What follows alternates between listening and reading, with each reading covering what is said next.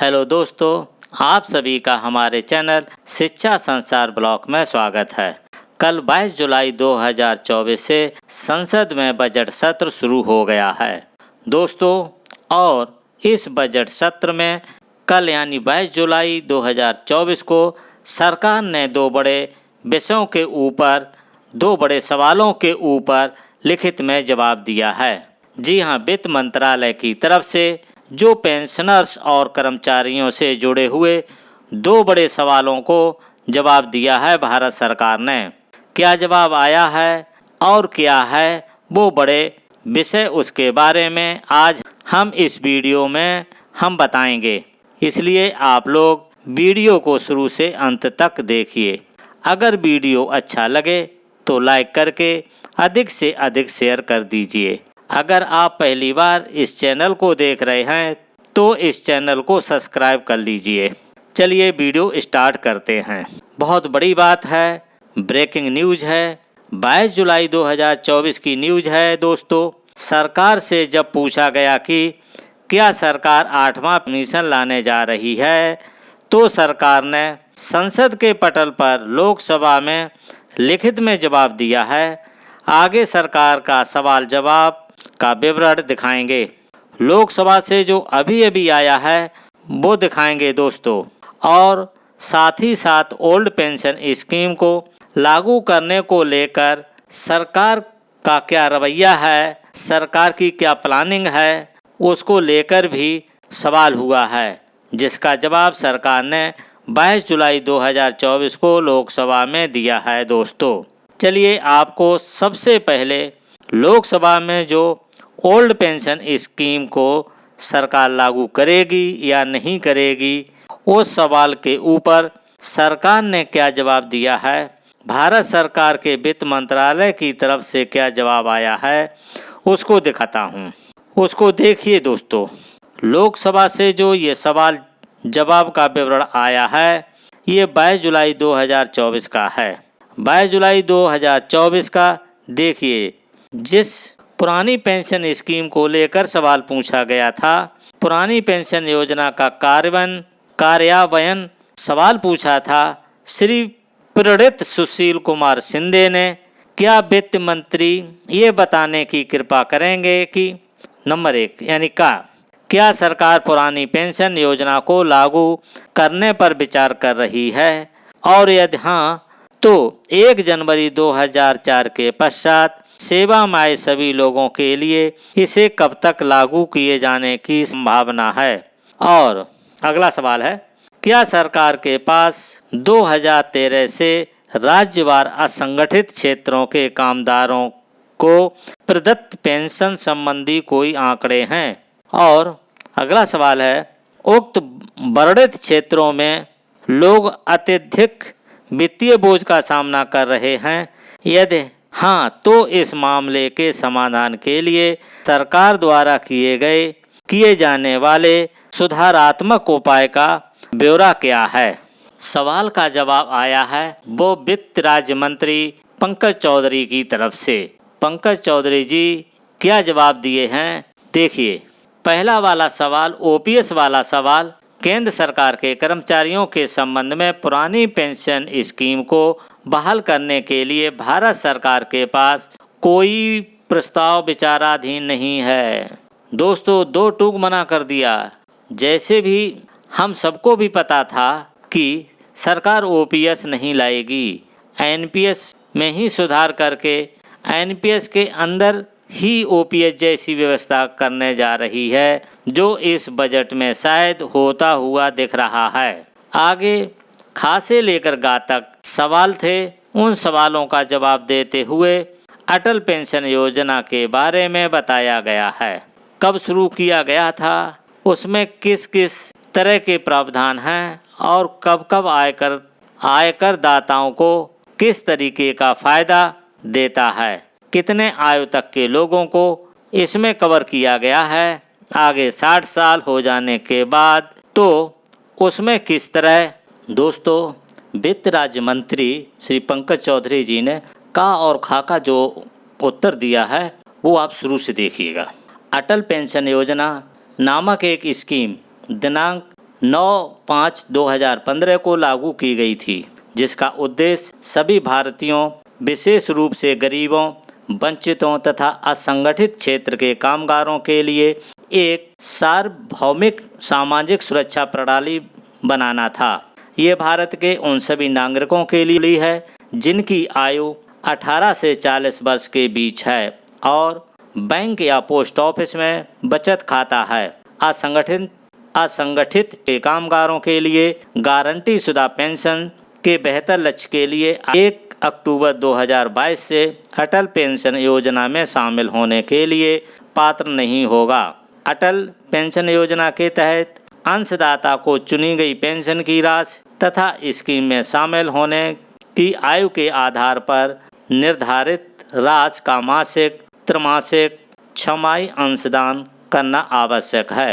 अंशदाता चुने गए अंशदान के आधार पर 60 वर्ष की आयु के बाद से मृत्यु तक 1,000 रुपये प्रतिमाह, 2,000 रुपये प्रतिमाह, 3,000 रुपये प्रतिमाह, 4,000 रुपये या 5,000 रुपये प्रतिमाह सरकारी गारंटी न्यूनतम पेंशन प्राप्त करेगा।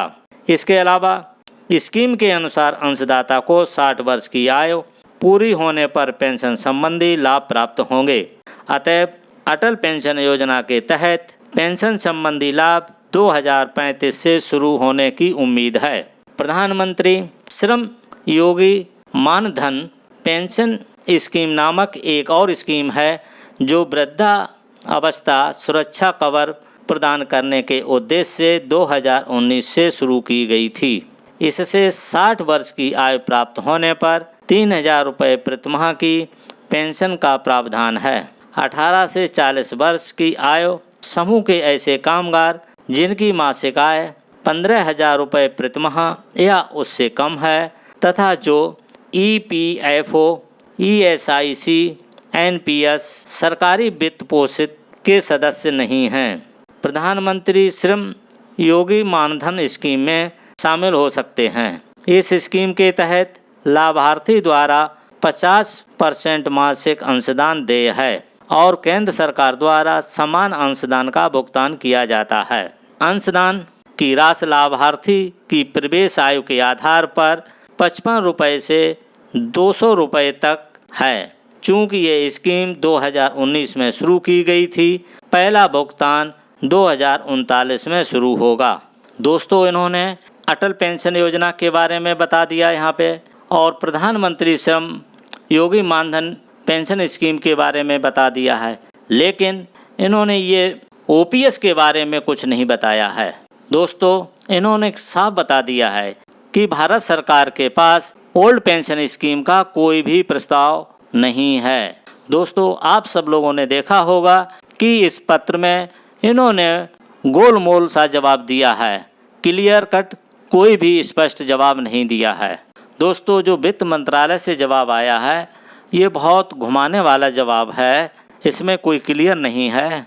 दोस्तों, ये जवाब बहुत पेचीदा है, बहुत गोलमोल है, कई चीज़ों को मिलाकर इसका जवाब दिया गया है, लेकिन इसमें ओल्ड पेंशन स्कीम का कोई भी जिक्र नहीं किया गया है। दोस्तों, आज जो बजट पेश होगा उस बजट में ओल्ड पेंशन स्कीम को लेकर क्या रहे, ओल्ड पेंशन स्कीम को लागू करने को लेकर कितने पैसे जारी किए जाएंगे, इसकी अभी कुछ डमाडोल स्थिति नज़र आ रही है, क्योंकि जो जवाब आया था वो उसी तरीके का जवाब है और बहुत सारे स्कीम के बारे में, बहुत सारे पेंशन स्कीम हैं जवाब में बताया गया है। चलिए अब 8वें पे कमीशन को लेकर सवाल पूछा गया, क्या सरकार 8वां पे कमीशन लाएगी, क्या सरकार 8वां पे कमीशन लाने जा रही है, इसको भी लेकर सरकार की तरफ से जवाब है। चलिए सवाल जवाब लोकसभा का ब्यौरा। दोस्तों, भारत सरकार के वित्त मंत्रालय द्वारा ये सवाल जवाब का जारी किया हुआ ब्यौरा है।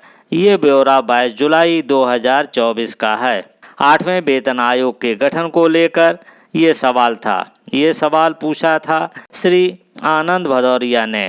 क्या वित्त मंत्री ये बताने की कृपा करेंगे कि सरकार को जून 2024 माह के दौरान 8वें केंद्रीय वेतन आयोग के गठन के संबंध में विभिन्न पक्षों से अभ्यावेदन प्राप्त हुए हैं। क्या कोई प्रपोजल या मेमोरेंडम क्या सरकार के पास प्राप्त हुए हैं? कर्मचारियों के संगठनों ने जो ज्ञापन या पत्र दिए हैं वो मिले हैं या नहीं मिले हैं, सरकार के पास हैं या नहीं हैं? अब अगला क्वेश्चन देख लेते हैं। यदि हाँ तो तत्संबंधी अभ्यावेदन बार ब्यौरा क्या है और इस पर क्या कार्रवाई की गई है? और अगला क्वेश्चन है उनका, देश के अभूतपूर्व महंगाई को देखते हुए सरकार केंद्रीय सरकार के कर्मचारियों के वेतन पेंशन में संशोधन करने के लिए 8वें केंद्रीय वेतन आयोग का गठन कब तक करेगी? दोस्तों बिल्कुल ये जो क्वेश्चन है गाँव का पार्ट बिल्कुल क्लियर सवाल है।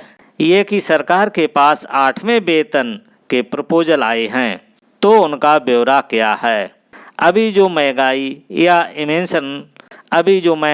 या इमेशनल का मद्देनजर रखते हुए सरकार केंद्र के कर्मचारियों और पेंशनर को कब देने जा रही है? ये सवाल दो टूक पूछा गया है।